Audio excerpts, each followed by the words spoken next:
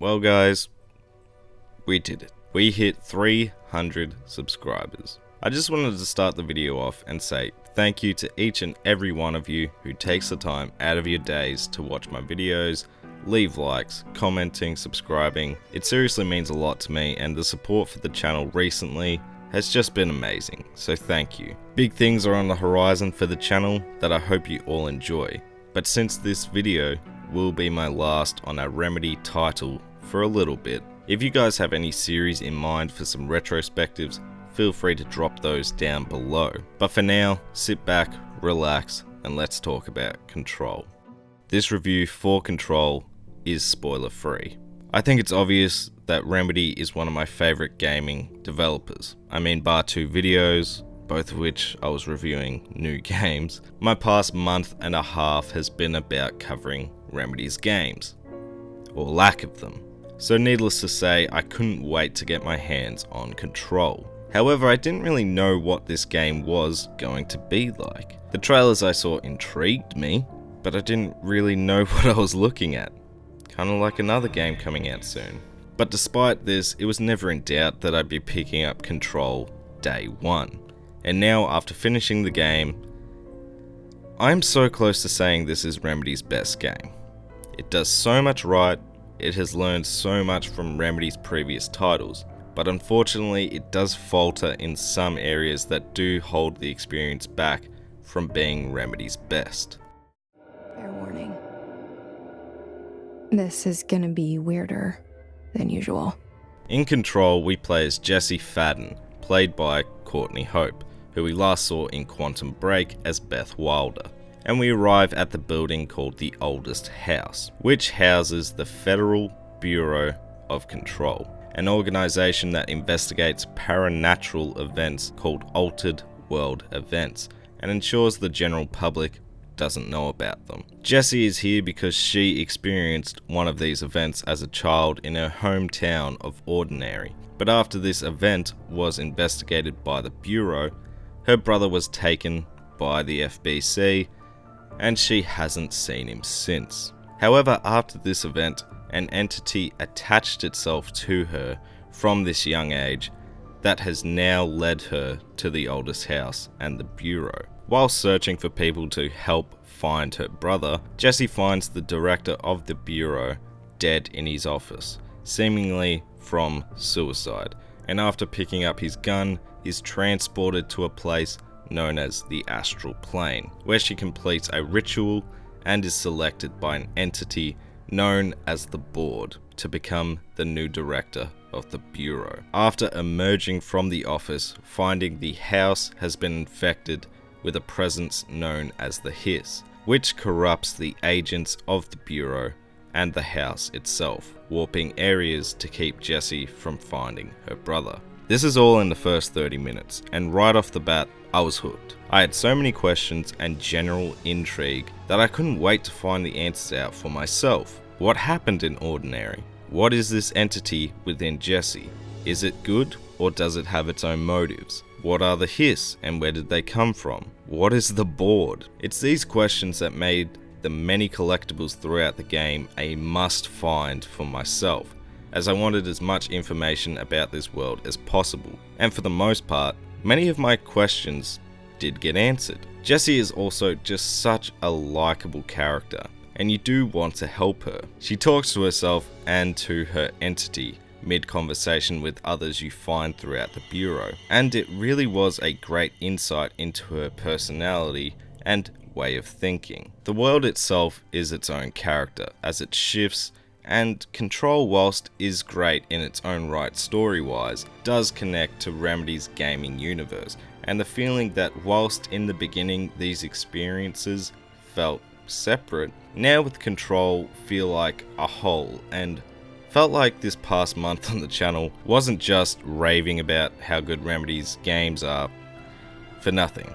What I was really excited to see though, was what exactly classifies an Altered World event. Now if you don't know, this was actually something referenced in Quantum Break, first seen here in an Alan Wake Easter egg on the chalkboard, but also is seen in graffiti on the walls where big events had transpired within that game. So when I learned this would be expanded in Control, I was giddy with excitement. And yes, there are multiple references to be found here in Control to Alan Wake. And while some of these seem like just Easter eggs, there are many that help solidify Remedy's gaming universe being connected, even finding a report by the Bureau referencing Alice's experience at Cauldron Lake. And one of many items of power found in the game is none other than a page of a manuscript.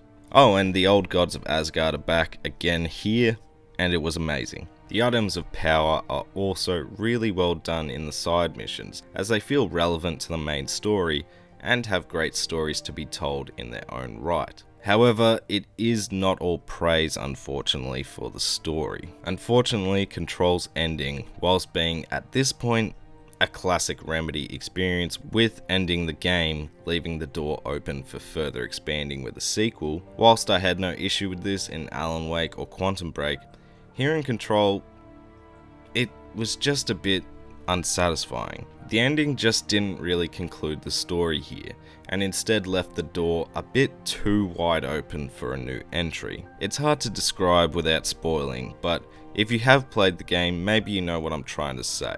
The ending though wasn't a big enough drawback to say that the story of Control isn't worth playing the game for it alone. As I said, the intrigue will hook you in, and Jesse's story and the Bureau are so interesting that really my expectations could have just been too high for an ending to live up to.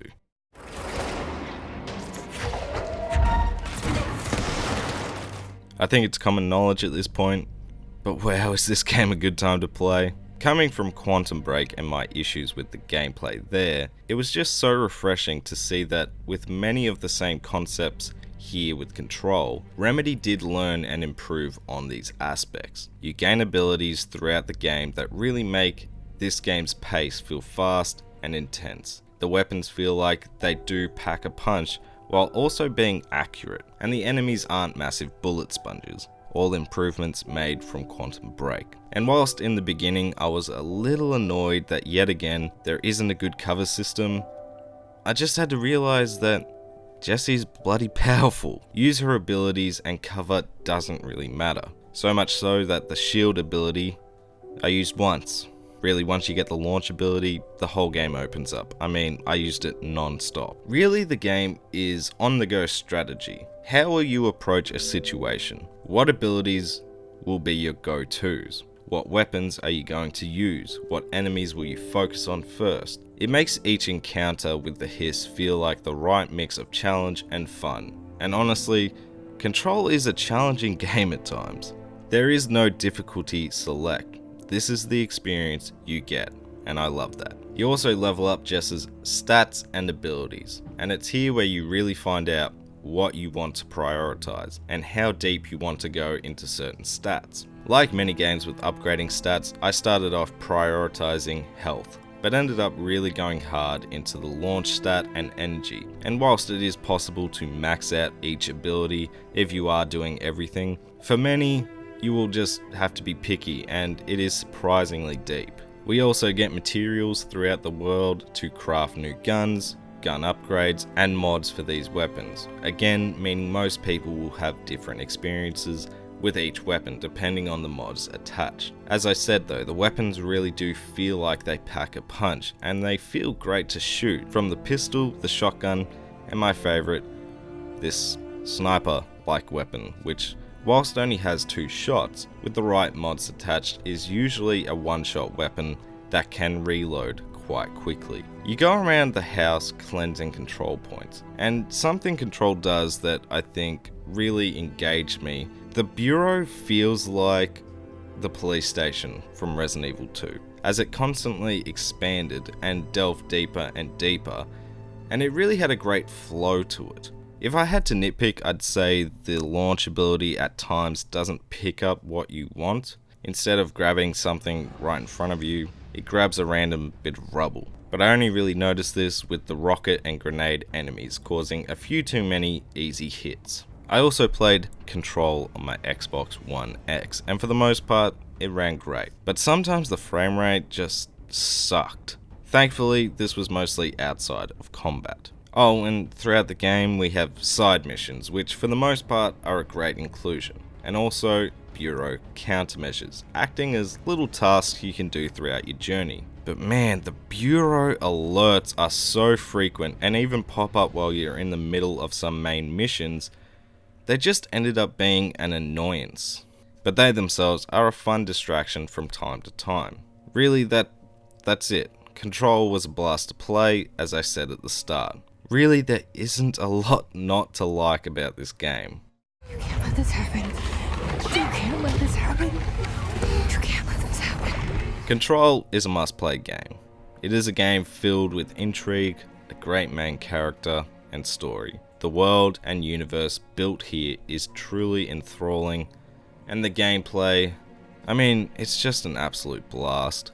I can see why many think this is Remedy's best game, because it is an incredible experience. But I mean, come on, of course my favourite game of theirs is still Alan Wake. Which, side note, the doctor on screen in these videos is the voice actor for Alan Wake. I enjoyed that probably more than most. But Control is an amazing game in its own right, and if that ending was just a bit more satisfying, it probably would be hard to argue this is Remedy's best work. But for me, it is still an incredible game in its own right, just not my personal favourite. It makes me excited to see more from this universe, and it is a game that you won't regret picking up and playing for yourself. Thank you guys so much for watching. Sorry this video took a little longer than it honestly should have, but you know, that work life a bitch, ain't it? Nevertheless, thank you again for helping me reach 300 subs. Honestly, I still can't get over it. It feels good. Next up, we'll be taking a look at the Blair Witch game, but for now, if you enjoyed the video, make sure to leave it a like, comment below your thoughts on Control if you've played it, and if not, well, why? Go do that. Subscribe if you're new. I do videos on the regular, and if you want the best way to stay up to date with the channel, don't forget to follow me on Instagram and Twitter at MayorHairBear for gaming pickups and opinions on games as I play through them. But for now, thank you guys for watching. I hope you're all having a great day, and I'll see you guys in the next video.